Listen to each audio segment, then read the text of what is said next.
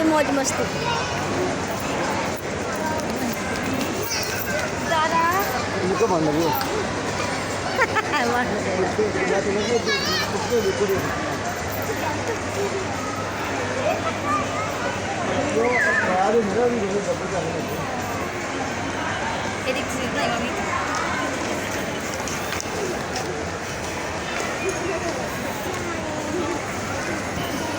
ਤੁਸੀਂ ਅੱਗੇ ਕਿੱਥੇ ਲੈ ਜਾਓ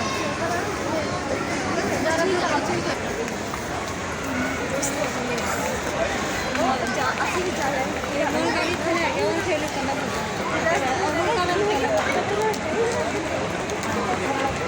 आज इधर बच्चों के चले इधर भी चले आजा भी जा रहा